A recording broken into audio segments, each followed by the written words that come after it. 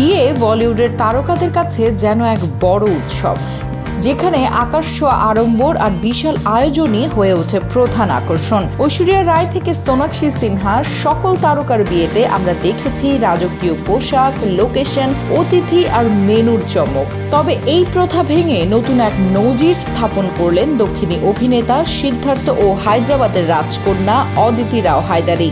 16 September এক স্নিগ্ধ সকালে তারা জীবনের নতুন অধ্যায় শুরু করলেন। বিয়ের আয়োজন ছিল একেবারে সাদামাটা। 400 বছরের পুরনো পারিবারিক মন্দিরে গত মার্চেই আংটি বদল করেছিলেন তারা। এবার সেই সম্পর্ককেই পূর্ণতা দান করলেন দক্ষিণী ঐতিহ্য মেনে 7 পাকে বাঁধা পড়ে। অদিতি তার বিয়ের সাজের জন্য বেছে নিয়েছিলেন অর্গানজা টিস্যুর লেহেঙ্গা, সঙ্গে সোনালী রঙের ব্লাউজ। মেকআপের ছোঁয়া যেন খুবই সামান্য এবং তাতেই তিনি হয়ে উঠেছিলেন অপরূপ সুন্দরী।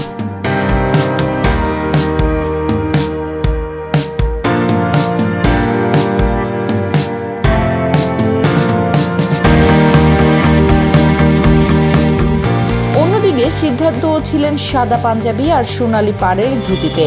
দক্ষিণ ভারতের ঐতিহ্যবাহী এই পোশাক তাদের বিয়েকে আরো আকর্ষণীয় করে তুলেছিল। বিয়ের দিন সকালে নিজের ছবি সোশ্যাল মিডিয়ায় শেয়ার করে তারা লিখলেন, তুমি আমার চাঁদ তারা সূর্য। যদিও অদিতি সিদ্ধার্থ দুজনেরই এটি দ্বিতীয় বিয়ে। এর আগে আইনজীবী ও অভিনেতা সত্যদীপ মিশ্রাকে বিয়ে করেছিলেন অদিতি। 2012 সালে বিয়ে করলেও সেটা গোপনই ছিল।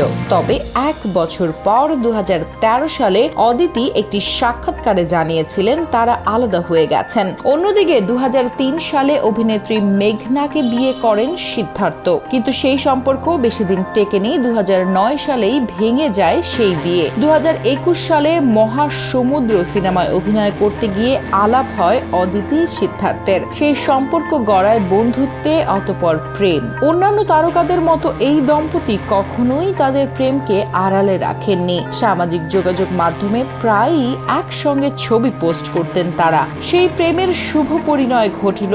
সেই সঙ্গে বিয়ে মানেই যে বিলাসিতা নয়, বরং ভালোবাসা আর সম্মানই আসল। অদিতি সিদ্ধার্থ সেটাই প্রমাণ করল।